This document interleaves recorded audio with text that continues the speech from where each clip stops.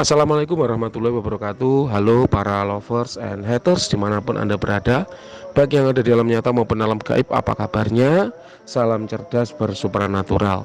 Berjumpa kembali dengan Mbak Wira, guru besar Padepokan Sengkelat, rajanya Azimat. Baik teman-teman semua, hari ini ya, hari Sabtu tanggal 8 April 2023 jam 22.30 malam, Mbak Wira ada klien nomor 1742 ya, Mbak Wira ulangi, klien nomor 1742. Ada beberapa pertanyaan yang beliau ajukan dan ingin Mbak Wira jawab. Yang pertama yaitu mohon izin ingin tahu nama kodamnya jika berkenan. Jadi kodam telah berkenan memberikan namanya, silahkan kodam bisa diakses, kodam bisa dipanggil dengan menyebutkan nama kodam. Nama kodam telah Mbak Wira ketikkan secara pribadi karena memang nama kodam ini bukan untuk konsumsi publik. Itu yang pertama.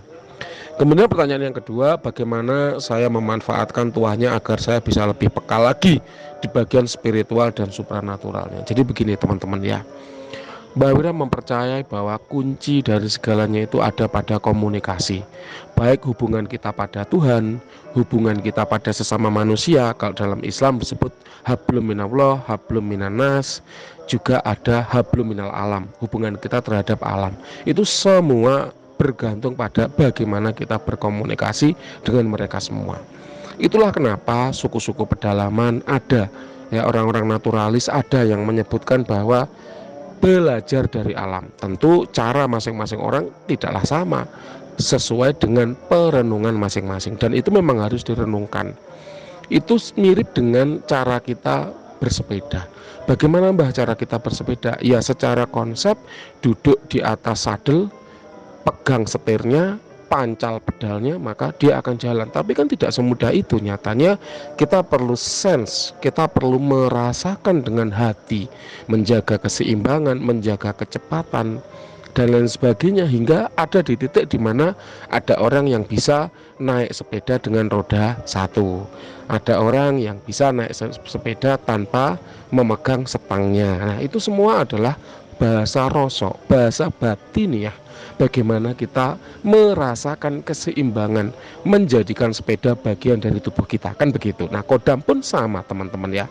Orang yang belajar dari alam pun sama, menjadikan alam itu bagian dari tubuhnya. Oh kalau alam seperti ini berarti akan hujan, kalau alam seperti ini berarti akan panas, kalau alam seperti ini oh ini sumber air, kalau pohon seperti ini oh ini bisa dimakan. Nah itu alam yang dijadikan guru.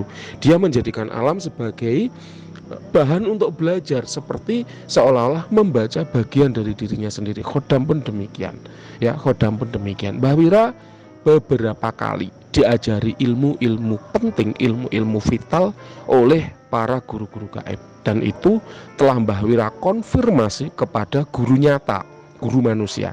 Jadi salah satu ilmu contohnya kunci sukma itu Mbah Wira dapatkan dari guru gaib.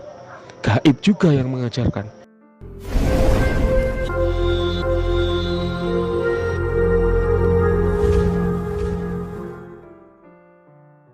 Kemudian Mbah Wira konfirmasi kepada guru nyata, guru kejawen Mbah Wira, Mbah Radit ya.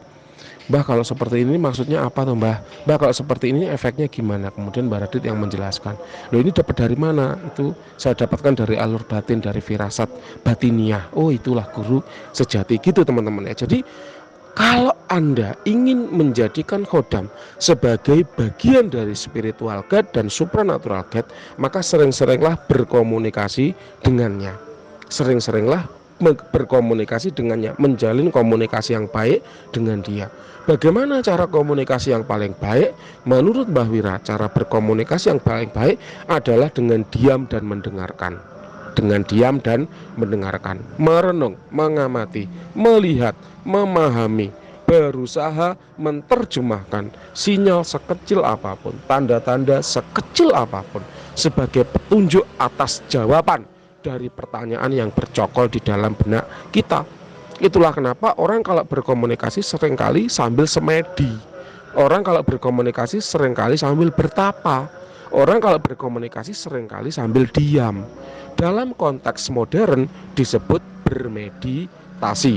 Kalau orang Islam disebut apa?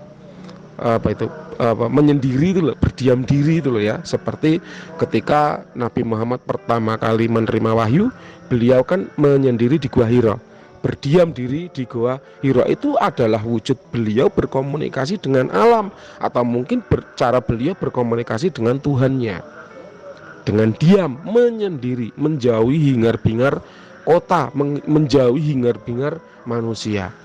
Nah, Kodam pun demikian. Jadi cara yang terbaik, ajak dia bermeditasi, panggil dia untuk hadir, kemudian ajak dia bicara dari hati ke hati.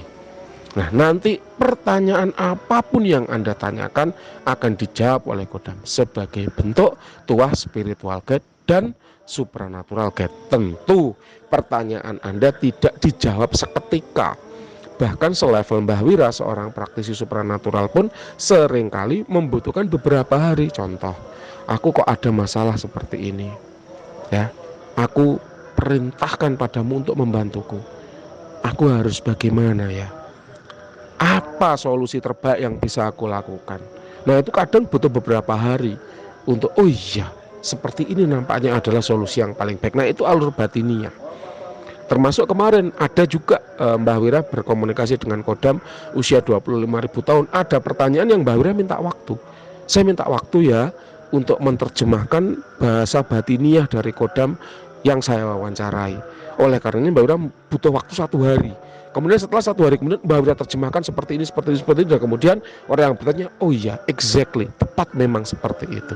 Gitu teman-teman ya. Jadi jangan kemudian kita harapkan saat itu kita bertanya, saat itu juga kita dapat jawaban. Seringkali kita butuh waktu, entah sehari, 2 hari, seminggu, 2 minggu. Yang penting rutinkan saja bermeditasi untuk melakukan komunikasi. Gitu ya. Jadi nomor 2 telah terjawab. Bagaimana cara memanfaatkan tuah? Yaitu dengan rajin berkomunikasi, dengan rajin mengajaknya dalam meditasi. Kemudian apakah ada pesan buat saya atau tidak? Menurut Kodam tidak ada pesan. Biarkan semua mengalir secara alamiah. Anda akan memahami ketika sudah tiba waktunya. Karena Mbah Wira percaya the right moment, yaitu at the right time. Jadi segala sesuatu, segala momen, peristiwa apapun itu akan tiba pada saat yang paling tepat. Demikian kiranya yang bisa Mbah Wira jelaskan. Silahkan, kalau ada yang kurang jelas boleh ditanyakan. Terima kasih, selamat malam.